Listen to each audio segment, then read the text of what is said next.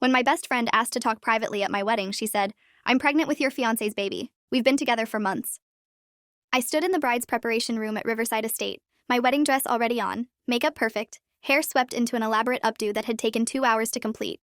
The ceremony was supposed to start in 20 minutes.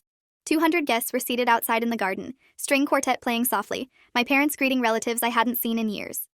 Vanessa stood in front of me in her maid of honor dress, pale blue silk that we'd chosen together 6 months ago, her hands trembling slightly as she held a small white envelope. I'm Claire Donovan, and 30 seconds ago I'd been the happiest version of myself, about to marry Ethan Lawrence, the man I'd loved for 4 years. Now Vanessa's words hung in the air between us like poison gas, and I couldn't make sense of what she just said. My brain kept trying to reinterpret the syllables into something that made sense, something that wasn't the complete destruction of everything I'd believed about my life. "I'm sorry, what?" The words came out flat, emotionless, because my mind hadn't processed the meaning yet. Vanessa's eyes were red, like she'd been crying, but her expression held something I'd never seen before. Not quite guilt, not quite triumph. Something darker, more complex, that made my stomach turn even before I understood why. She opened the envelope and pulled out a photograph, an ultrasound image with a date stamp from 3 weeks ago. "I'm 11 weeks pregnant. It's Ethan's. We've been sleeping together since January. I wanted to tell you before, but he kept saying he'd handle it, that he'd find the right time to break things off with you. Then you set the wedding date and everything spiraled. I can't let you marry him without knowing the truth." The photograph showed the grainy black and white image of a fetus, measurements and medical terminology I didn't understand printed along the margins. My hands reached for it automatically, even as my brain screamed that this couldn't be real, couldn't be happening, not now, not 20 minutes before I was supposed to walk down the aisle. January. That was 8 months ago. We'd been engaged since December, started wedding planning in earnest by February. Vanessa had been there for all of it, helping me choose the venue, taste testing cakes, addressing invitations at my kitchen table while we drank wine and laughed about married life. She'd thrown my bachelorette party 3 weeks ago, a weekend trip to Napa where she'd given a toast about true love and finding your person. All of it while sleeping with my fiancé, while carrying his child. The room tilted slightly, my vision narrowing at the edges. I sat down hard on the velvet bench near the mirror, the dresses train pooling around me in expensive white fabric that suddenly felt like a costume. "How long?" I heard myself ask. Vanessa looked at the floor. "We connected at the New Year's Eve party. You remember? You weren't feeling well and went home early. Ethan stayed to help me clean up after everyone left. It just happened. We both regretted it immediately, tried to stop, but we kept finding reasons to see each other. Study sessions, coffee meetups. That weekend you visited your sister and I needed help with my car. Eventually we stopped pretending it was accidental." The cruelty of that last sentence cut through my shock. This wasn't guilt. This was something else. Vanessa had always been competitive, even when we were kids growing up in the same neighborhood, attending the same schools, comparing grades and boyfriends and college acceptances. But I'd thought we'd grown past that. I'd thought our friendship, 23 years of shared history, was deeper than competition. I'd been wrong. The door to the preparation room opened and my sister Jenna walked in wearing her bridesmaid dress, smiling until she saw my expression. "Claire, what's wrong? Why are you sitting down? We need to start lining up." I looked at Vanessa, then at my sister, then at the ultrasound image still clutched in my hand. "I need to talk to Ethan. Right now." Jenna's smile vanished. She looked between me and Vanessa, clearly sensing the tension, but not understanding its source. "What's going on?" I stood up, my legs unsteady beneath me, the dress's weight suddenly oppressive. "Jenna, I need you to find Ethan and bring him here. Don't tell anyone why. Just get him here immediately." Jenna must have heard something in my voice because she didn't argue, just turned and left quickly. Vanessa watched me, her expression now carefully neutral. "What are you going to do?" I didn't answer. I was thinking through logistics with the strange clarity that sometimes emerges during crisis. 200 guests. A venue we'd paid $15,000 to reserve. Catering for the reception already prepared. A photographer, a videographer, a string quartet, a DJ for the reception, flowers everywhere, hotel rooms booked for out-of-town relatives. My parents, who'd contributed significantly to the wedding budget despite their retirement income. My father, who was probably putting on his boutonniere right now, preparing to walk me down the aisle. The officiant, who'd met with us 3 times to personalize the ceremony. All of it about to collapse because the woman standing in front of me had decided 8 months of sleeping with my fiancé wasn't enough. She needed to destroy the wedding too. Maybe she needed to see if Ethan would choose her if forced to decide. Maybe this was her twisted way of claiming victory in whatever competition existed only in her mind. Ethan arrived 5 minutes later, looking confused and slightly annoyed. Jenna had clearly pulled him away from something. He was in his tuxedo, looking exactly like the man I'd fallen in love with, tall and broad-shouldered with dark hair and the easy smile that had first attracted me. That smile died when he saw Vanessa and me, when he registered my expression and the ultrasound image I was holding. His face went pale, then red, then pale again. "Claire, I can explain." Those 4 words confirmed everything. If he'd been innocent, he would have asked what was wrong, shown confusion, defended himself. Instead, he'd seen Vanessa and the ultrasound and immediately known his secret was exposed. The explanation he offered to provide was an admission in itself. I felt something break inside me, something that had been intact just 10 minutes ago when I'd been checking my makeup one final time. Is it true? I asked, my voice surprisingly steady. Are you the father of her baby? Ethan looked at Vanessa with an expression that might have been betrayal, like she'd violated some agreement between them. Then he looked back at me and nodded once, sharply. Yes. The single word hung in the air. Yes. Not an explanation, not a justification, just confirmation that my best friend and my fiancé had been having an affair for 8 months while I planned our wedding. Jenna made a sound, something between a gasp and a cry of outrage. She'd been standing by the door and clearly hadn't known what was happening until this moment. You bastard, she breathed. How could you? How could both of you? Vanessa spoke up, her voice taking on a defensive edge. Jenna, this isn't how we wanted this to come out. We never meant to hurt Claire. It just happened, and then it kept happening, and now there's a baby to consider. Ethan has responsibilities. Jenna turned on her with fury I'd rarely seen from my usually calm sister. You're her best friend. You've been her friend since elementary school, and you've been sleeping with her fiancé while helping her plan a wedding to him? That's not something that just happens. That's deliberate cruelty. I watched this exchange like I was watching a movie, emotionally disconnected from the scene. Some part of my brain had shut down to protect me from the full impact. I knew that eventually the shock would wear off and the real pain would hit, but right now I felt almost nothing. Just cold, just numb, just calculating what needed to happen next. There were 200 people outside waiting for a wedding. My parents had already walked down the aisle to their seats. The groomsmen and bridesmaids were lined up, ready to process. The officiant was in position. In about 5 minutes, someone would come looking for us to ask why we weren't starting. I had maybe 3 minutes to make a decision that would affect the rest of my life and publicly humiliate multiple people, including myself. I could cancel the wedding, send everyone home, eat the costs, and deal with the aftermath privately. Or I could go through with the ceremony and confront this later, buying time to think.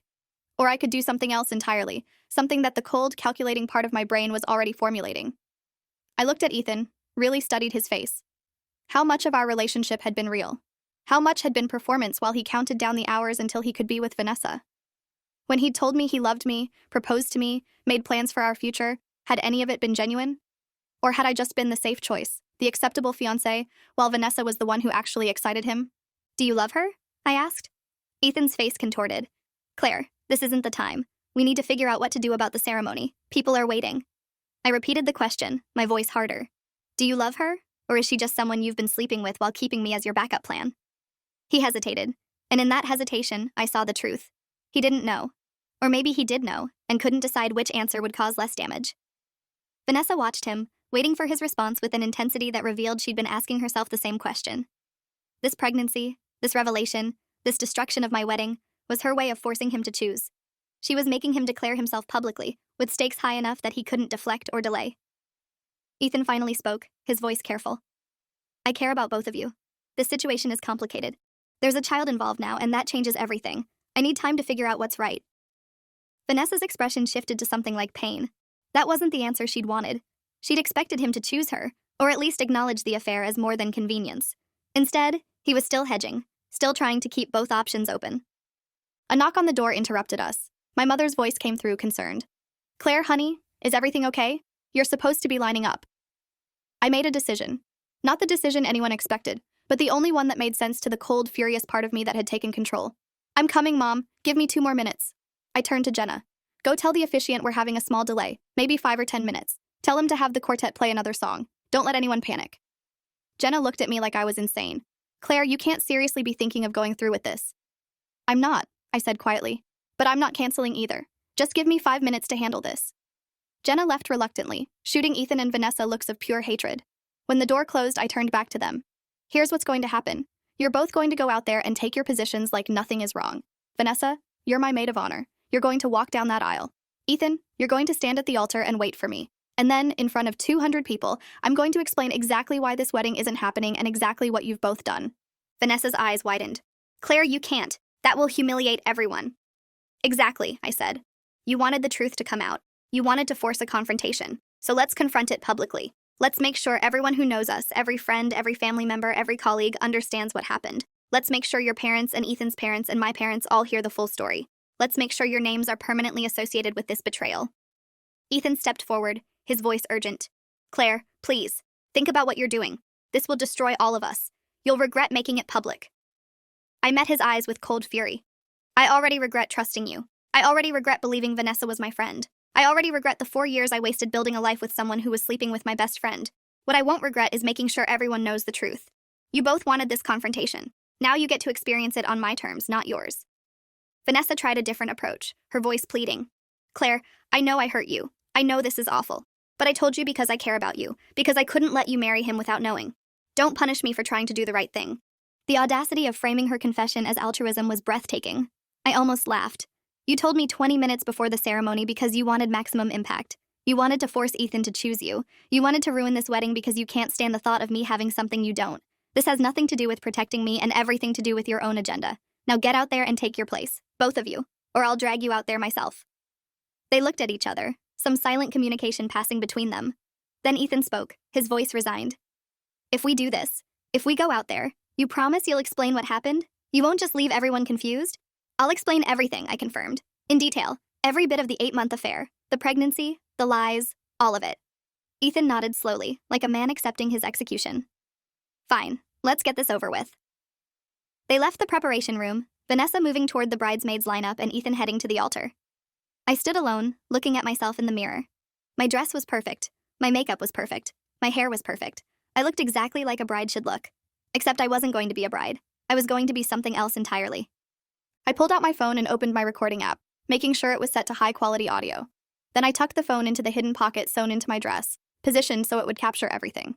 If I was going to do this, I wanted documentation. Then I picked up my bouquet, white roses and peonies that had cost $400, took a deep breath, and walked out to destroy my wedding and their lives. The ceremony space was beautiful. We'd chosen Riverside Estate for its gardens, the way late afternoon sunlight filtered through the old oak trees, the elegant stone archway where couples exchanged vows. 200 chairs were arranged in neat rows, filled with everyone who mattered to us. My family on the left, Ethan's on the right, friends and colleagues scattered throughout. They all stood as I appeared, smiling, some dabbing at their eyes with tissues because weddings made people emotional. My father waited at the end of the aisle, beaming with pride, ready to walk me to my future. I took his arm and let him lead me forward while the string quartet played the processional we'd chosen together, Pachelbel's Canon in D, traditional but beautiful. Everyone was looking at me with joy and anticipation. They had no idea what was about to happen. As we walked, I saw Vanessa standing at the altar in her maid of honor position, her face pale but composed. I saw Ethan waiting at the center, his expression carefully neutral, probably wondering if I was actually going to go through with my threat. I saw the officiant, Reverend Montgomery, an older man who'd known my family for years, smiling warmly. I saw my mother in the front row, crying happy tears. I saw Ethan's parents, looking proud of their son. I saw my college roommate, my work colleagues, my cousins, all the people who'd been part of my life and would now witness its implosion. My father kissed my cheek when we reached the altar and whispered, "I'm so proud of you, sweetheart." Then he took his seat next to my mother, and I stood facing Ethan with Reverend Montgomery between us. The Reverend began the ceremony with the traditional opening. Dearly beloved, we are gathered here today to witness the union of Claire Donovan and Ethan Lawrence in holy matrimony. Marriage is a sacred bond, built on trust, love, and mutual respect. Let us begin the celebration of their commitment to one another. I let him get through about 2 more sentences before I held up my hand. Reverend Montgomery, I'm sorry to interrupt, but there's something I need to say before we go any further. He looked confused but nodded. Of course, Claire. Whatever you need. I turned to face the guests, all 200 of them looking at me with expressions ranging from curious to concerned. My mother had half risen from her seat, sensing something wrong.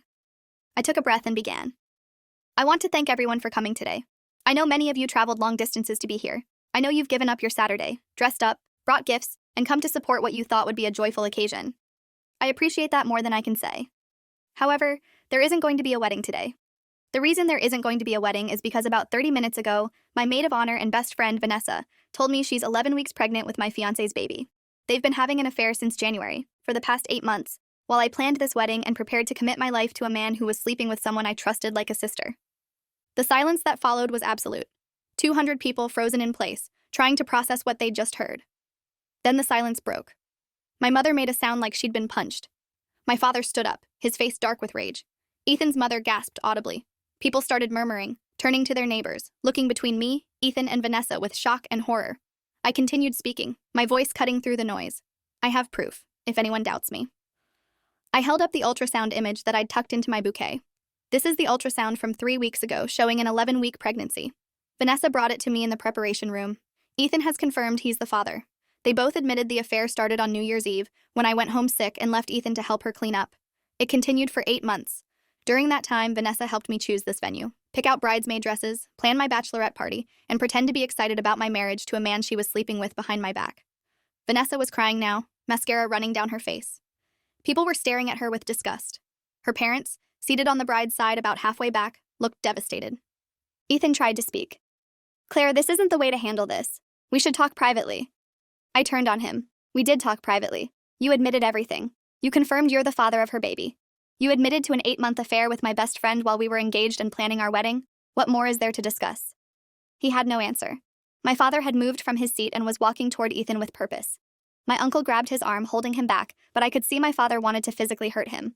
My mother was openly sobbing, not tears of joy, but tears of heartbreak and rage. Jenna had moved to stand beside me, her arm around my waist in support. I addressed the guests again. "I'm canceling this wedding. Obviously. I won't be marrying someone who's been betraying me for the majority of our engagement. The reception is also canceled, though I understand catering has already prepared the food. Anyone who wants to stay and eat is welcome to do so, since it's already paid for.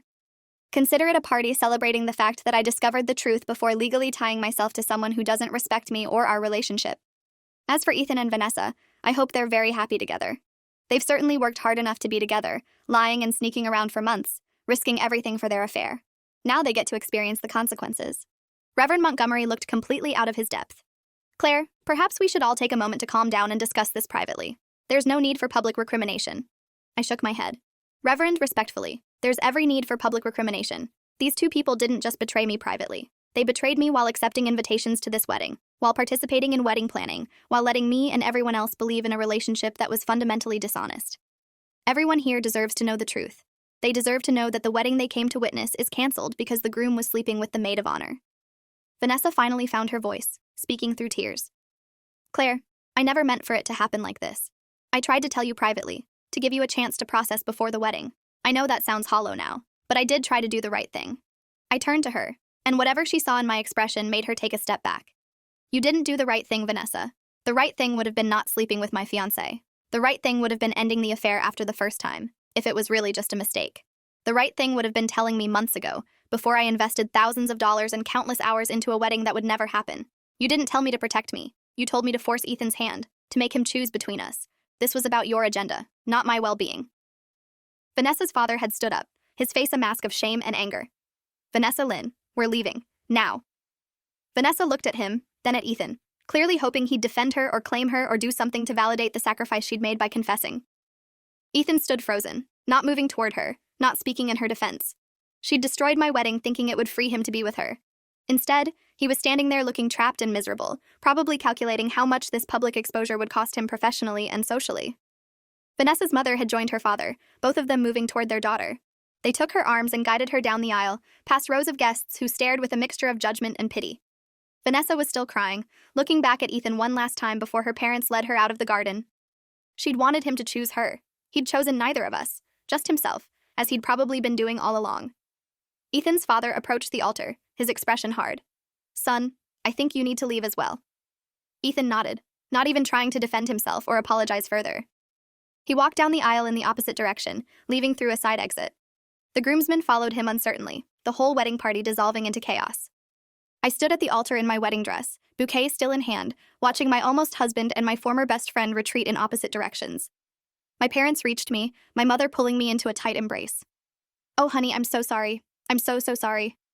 My father's hand rested on my shoulder, his voice rough with suppressed emotion. "You did the right thing, Claire, exposing them publicly, making sure everyone knows the truth. I'm proud of you for being strong enough to stand up there and tell everyone what they did." Jenna was crying now too, angry tears. "I can't believe them. I can't believe they did this to you. I'm going to kill them both." I felt strangely calm, the shock still insulating me from the full emotional impact. "I know this looks dramatic," I said to my parents, "but I couldn't let them get away with this quietly.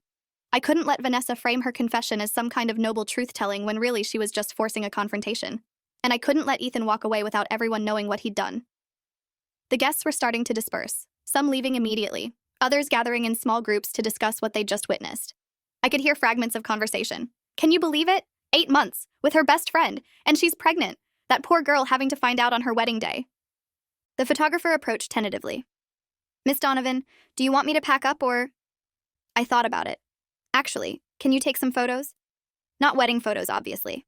But I want documentation of this moment. I want to remember what I looked like when I chose myself over a man who didn't value me. The photographer looked uncertain but nodded. Of course. She spent the next 20 minutes taking photos of me in my wedding dress, standing alone at the altar where I was supposed to have gotten married. Some photos were composed and calm. Others captured the devastation starting to show through my shock. All of them would remind me of the day I discovered my fiancé's betrayal and chose to expose it rather than suffer in silence. My mother's sister, Aunt Diane, approached with practical concerns. Claire, what do you want to do about the reception venue? The catering? The DJ? I shrugged. I meant what I said. Anyone who wants to stay and eat is welcome to. We've paid for everything. Might as well let people enjoy the food and drinks. Consider it a celebration of dodging a bullet. Aunt Diane nodded approvingly. That's a healthy way to look at it. I'll spread the word. About half the guests chose to stay for what became the strangest reception in history. A wedding reception with no wedding, no bride and groom, just shocked guests eating expensive food and discussing the scandal they'd just witnessed. I changed out of my wedding dress into a simple blue dress I'd packed for the send-off, unable to bear wearing the white gown any longer. Then I joined the reception, moving through the crowd, accepting condolences and words of support. People I barely knew approached to tell me how brave I was, how strong, how much they admired my handling of an impossible situation. It felt surreal, being congratulated for publicly exposing my own humiliation. But there was something cathartic about it too. Everyone knew the truth now. There would be no whispers about what really happened, no rumors or speculation, just the plain fact that Ethan and Vanessa had betrayed me, and I'd refused to protect them from the consequences. My college roommate Lindsay found me near the bar.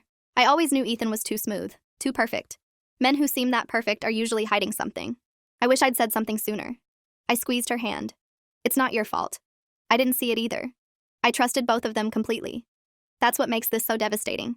Not just the betrayal, but the realization that I was blind to something everyone else apparently suspected. Lindsay shook her head. None of us really suspected.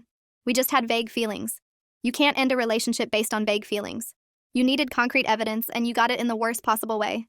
The reception wound down after a few hours. Guests left in small groups, most stopping to hug me or offer support before they departed. My parents stayed until the end, helping coordinate cleanup and dealing with vendors. When everything was finally done and the venue was empty except for family, my mother sat beside me on a bench overlooking the garden where I should have gotten married. How are you holding up, sweetheart? I considered the question. I feel numb, like this happened to someone else and I'm just watching from outside my own body. I know eventually I'm going to fall apart, but right now I just feel empty.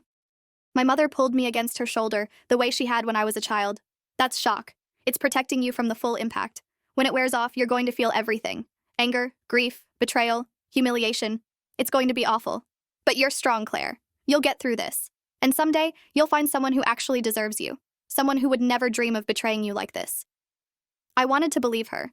But in that moment, I couldn't imagine trusting anyone again. How could I, when the two people I trusted most had been lying to me for months? When my best friend since childhood and the man I'd planned to marry had conspired to deceive me while I naively planned our future? The next few days were a blur of practical necessities. Canceling the honeymoon reservations, returning wedding gifts with apologetic notes explaining why the wedding hadn't happened, dealing with vendors who'd already been paid and couldn't offer refunds, fielding calls from relatives who wanted to express their support or outrage. Social media was the worst. Someone had posted about the wedding scandal, and it had spread through our social circle like wildfire. I received dozens of messages, some supportive, others clearly fishing for gossip. I ignored most of them, unable to cope with the attention. Ethan tried to contact me multiple times, calling and texting and finally showing up at my apartment 3 days after the canceled wedding. I almost didn't let him in, but some part of me needed closure, needed to understand how he could have done this. We sat in my living room, the same space where we'd addressed wedding invitations just months before, and I waited for him to speak. He looked terrible, like he hadn't slept since the wedding. Claire, I know I can't undo what I did. I know I destroyed your trust and humiliated you publicly. I just need you to understand that I never meant for any of this to happen. It wasn't planned, it wasn't deliberate, it was just, it happened, and then it kept happening, and I didn't know how to stop it without losing everything. I stared at him, amazed by his capacity for self-deception. You didn't know how to stop sleeping with my best friend? It's actually very simple. You stop. You tell her it was a mistake and it can't continue. You tell me the truth and face the consequences. What you don't do is continue the affair for 8 months while pretending everything is fine. Ethan ran his hands through his hair, frustrated. You're right. I know you're right. I was a coward. I wanted to have both of you because I couldn't decide which relationship I valued more. Vanessa was exciting and unpredictable. You were stable and planned. I thought I could keep both until I figured out what I really wanted. That admission was somehow worse than anything else. He'd been treating me like an option, a backup plan, while he explored whether Vanessa was worth the risk. Do you love her? I asked again. Ethan hesitated, then shook his head. I don't know. I thought I might, but now that everything's exposed, I realize I just loved the thrill of having a secret. The sneaking around, the forbidden aspect. Now that it's public, it's not exciting anymore. It's just messy and complicated. So you destroyed our relationship and ruined her life for a thrill? For excitement? Ethan had no answer that would make his behavior understandable or forgivable.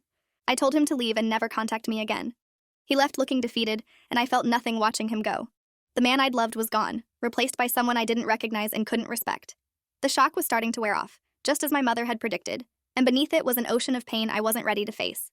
I started seeing a therapist, Dr. Lorraine Blackwood, who specialized in betrayal trauma and relationship recovery. She'd been practicing for 19 years and came highly recommended by my doctor. Our first session, I told her everything. The affair, the pregnancy, the wedding day revelation, the public exposure. Dr. Blackwood listened without judgment, taking occasional notes. When I finished, she looked at me with professional compassion. Claire, what you experienced was multiple layers of betrayal simultaneously. Your romantic partner, your best friend, and the future you'd imagined all revealed to be false on what should have been one of the happiest days of your life. That's traumatic in ways most people can't comprehend. You're going to need time to process all of this, and it's going to affect your ability to trust for a while. That's normal and healthy. Your trust was violated profoundly. Rebuilding it will take time and conscious effort. We talked about trust, about how it's built on consistent behavior over time, and how a single betrayal can demolish years of accumulated trust instantly. We talked about my decision to expose Ethan and Vanessa publicly, whether it was healthy or driven by revenge. Dr. Blackwood surprised me by saying it was probably both, and that was okay. You had a right to tell your truth. You had a right to protect yourself from the narrative they might have created. And you had a right to ensure they face social consequences for their actions. Revenge doesn't have to be unhealthy if it's proportionate and doesn't consume you. What you did was proportionate. They hurt you publicly by planning a wedding with you while conducting an affair. You responded by making their betrayal public. That's accountability, not cruelty. Her validation meant more than I expected. I'd been second-guessing my decision to expose them at the wedding, wondering if I'd been too harsh, too dramatic. But Dr. Blackwood helped me see that I'd been protecting myself the only way available in that moment. I'd been taking control of a situation where I had none. I'd been refusing to let them determine the narrative. Vanessa tried to reach out 2 weeks after the wedding. She sent a long email explaining that she was sorry, that she'd made terrible choices, that she hoped someday I could forgive her. She mentioned that she and Ethan had tried to make things work after the wedding exposure, but it hadn't lasted. They'd both realized their relationship was built on deception and thrill, rather than actual compatibility. She was planning to raise the baby alone, and her parents were supporting her through the pregnancy. The email ended with a request to meet and talk things through. I deleted it without responding. There was nothing she could say that would make any difference. Our friendship had died the moment she decided my fiancé was worth more to her than 23 years of history. I had no interest in hearing her excuses or granting her absolution. Some betrayals can't be forgiven, not because forgiveness is impossible, but because the relationship isn't worth the effort to rebuild. About a month after the canceled wedding, I hired a private investigator named Gregory Ashford.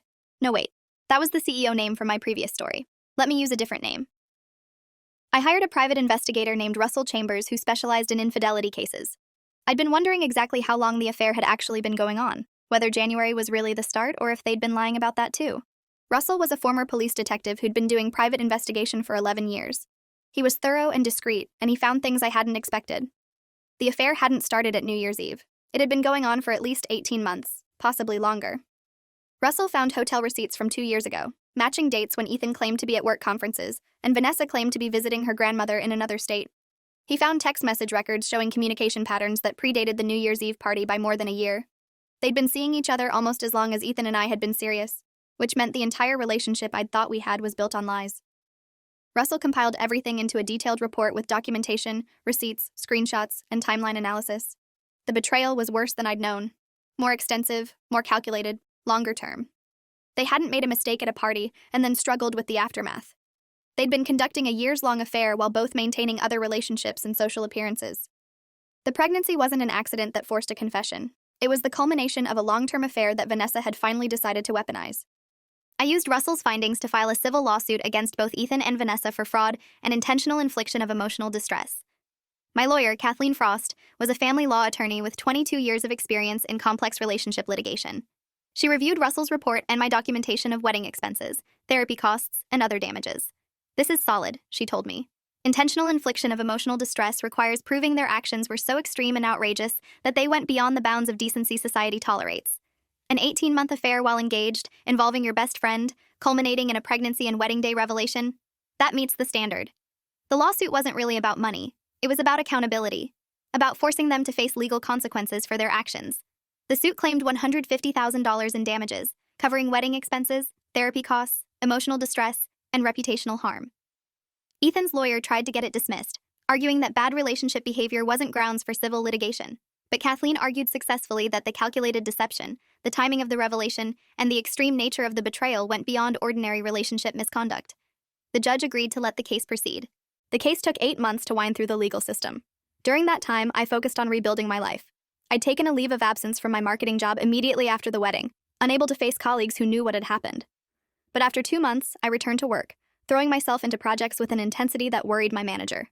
I was trying to outrun the pain, to fill every moment with productivity so I didn't have time to feel. It worked for a while. Then one night, 3 months after the canceled wedding, I was alone in my apartment when the shock finally wore off completely, and the full weight of what had happened crashed over me. I spent that night sobbing, grieving not just for the relationship and friendship I'd lost, but for my own naivety, for the trust I'd had that was gone forever, for the person I'd been before that day, the Claire who believed in loyalty and love and happily ever after. That version of me had died at the altar when I explained why there would be no wedding. The woman who remained was harder, more cynical, less willing to believe in people's essential goodness. I grieved for her too, for the innocence I couldn't get back. Dr. Blackwood helped me understand that grief over betrayal trauma isn't linear. It comes in waves, sometimes when you least expect it. A song that reminds you of good times, a photo in your phone that you forgot to delete, the sight of a pregnant woman on the street. All of it could trigger fresh pain, fresh anger, fresh disbelief that people you loved could hurt you so deliberately. But she also helped me see that feeling those emotions was part of healing, that trying to suppress or outrun them would only delay the inevitable processing. So I let myself feel everything. The rage at being deceived, the humiliation of having 200 people watch my public revelation, the grief over lost relationships and lost future, the fear that I'd never trust anyone again.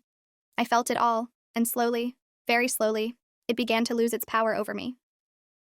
The lawsuit settled 6 weeks before it was scheduled for trial.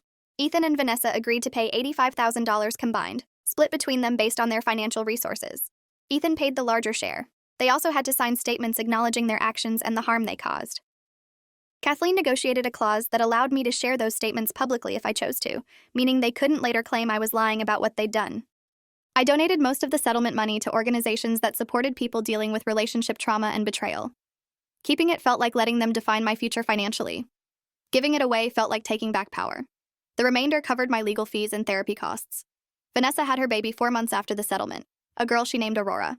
I saw the birth announcement on social media, posted by Vanessa's mother since Vanessa had deleted all her accounts after the wedding scandal. Looking at the photo of a newborn who was half Ethan's DNA felt surreal. That baby was evidence of betrayal, but she was also innocent. Someday she'd learn the circumstances of her conception and birth, learn that her existence had destroyed relationships and caused profound pain. I hoped Vanessa would find a way to raise her daughter without that burden weighing on her. 1 year after the canceled wedding, I was invited to speak at a conference about betrayal trauma and recovery. The organizer had read about my case and thought my experience and my decision to publicly expose the betrayal could offer valuable perspective. I almost declined. Talking publicly about the worst experience of my life seemed masochistic, but Dr. Blackwood encouraged me to consider it. Speaking your truth to an audience who wants to hear it can be empowering. It transforms you from victim to advocate. I accepted the invitation. Standing on that stage, telling my story to 200 strangers who'd chosen to attend a session on betrayal and recovery felt completely different from standing at the altar telling my story to 200 wedding guests. The conference audience listened with empathy and respect. They asked thoughtful questions about how I'd found the strength to expose Ethan and Vanessa publicly, whether I regretted that decision, how I'd rebuilt my trust in people afterward. I told them the truth, that exposing them had been both empowering and painful, that I didn't regret it, but I also didn't recommend public exposure as a universal solution. That rebuilding trust had required conscious effort and therapy and time, that I was still working on it, still discovering what healthy relationships looked like without the foundation of betrayal. After my presentation, multiple attendees approached to share their own experiences. People who'd been betrayed by partners, family members, friends, people who'd suffered in silence or exposed the betrayal in various ways, people at different stages of recovery. Hearing their stories, realizing I wasn't alone in experiencing this particular form of trauma, helped me feel less isolated in my pain. I started a blog about recovery from relationship betrayal, sharing my experience and what I'd learned through therapy. It wasn't a huge platform, just a few hundred regular readers, but it became a community of people supporting each other through similar experiences. People shared their stories in the comments, offered advice, challenged each other to grow and heal rather than staying stuck in anger. The blog gave me purpose beyond just surviving my own betrayal. It let me transform that pain into something useful for others. 2 years after the canceled wedding, I ran into Ethan at a mutual friend's birthday party. I debated whether to attend, knowing he might be there, but I decided not to let him determine my social life anymore. We ended up near the same conversation group, and it was awkward but not devastating. He'd aged noticeably, looked tired and stressed. He asked politely how I was doing, and I answered politely that I was well. We didn't discuss the affair or the lawsuit or anything substantial, just surface pleasantries. When the conversation shifted, he moved to a different group and we didn't interact again that night. But that encounter showed me I'd healed more than I realized. Seeing him didn't destroy me. It didn't trigger rage or grief. It was just uncomfortable, the way encountering any unpleasant acquaintance might be. I never saw Vanessa again. She'd moved to a different city after the baby was born, wanting to start fresh where people didn't know about the scandal. Her parents still lived in our hometown, and occasionally I'd hear updates through mutual connections. Vanessa was working in accounting, raising Aurora as a single mother, dating occasionally but nothing serious. Her life had continued, reshaped by her choices but not ended by them. I didn't wish her ill. I also didn't wish her well. She simply existed in a space outside my emotional investment. 3 years after the canceled wedding, I met someone new. Noah was cautious and patient, willing to earn trust slowly rather than expecting it automatically. When I told him about my past, about the affair and the pregnancy and the wedding day revelation, he listened without judgment. "I understand why that would make trusting difficult," he said. "I'm not asking you to trust me immediately. I'm asking you to give me the chance to prove I'm trustworthy over time. Watch what I do, not what I say. If my actions match my words consistently, maybe eventually you'll be able to trust me." That approach, giving me control over the timeline and respecting my boundaries, helped me open up in ways I wouldn't have thought possible. Noah and I dated for 2 years before getting engaged. This time, there was no elaborate wedding planned. We got married at a courthouse with just immediate family present, then had a casual reception at a restaurant with close friends. Simple, intimate, honest. Everything my first almost wedding hadn't been. Standing at that courthouse, promising to love and honor Noah, I thought about Claire from 3 years earlier, standing at an altar in a wedding dress, explaining to 200 people why she wouldn't be getting married, that Claire had been destroyed by betrayal. This Claire, the one marrying Noah in a simple blue dress with no pretense or performance, had been built from the ruins of that destruction. Sometimes I still thought about that day. The moment Vanessa said she was pregnant with Ethan's baby. The decision to expose them publicly. The look on their faces when I explained everything to the assembled guests. The strange reception where people ate wedding food while discussing the scandal. The year of therapy and legal proceedings and slow, painful healing. All of it had shaped who I'd become. I wasn't the same person who'd trusted naively and loved without reservation. I was harder, more guarded, quicker to question motives. But I was also stronger, more resilient, more willing to advocate for myself and others. The betrayal had taken things from me I could never get back, but it had also given me things I wouldn't have found any other way. Understanding, perspective, the knowledge that I could survive the unsurvivable and build something new from the wreckage. Ethan and Vanessa had tried to destroy me with their betrayal. They'd wounded me deeply, shattered my trust, and humiliated me publicly.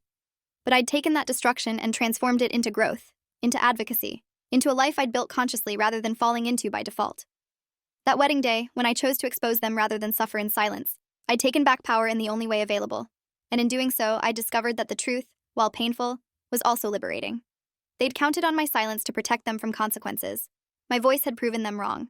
The woman who stood at that altar and canceled her wedding by revealing her fiancé's affair had been terrified and heartbroken and furious. The woman who married Noah 3 years later was healed enough to try again, changed enough to choose differently, strong enough to protect herself while still being vulnerable. Both versions of me mattered. Both had shaped who I'd become.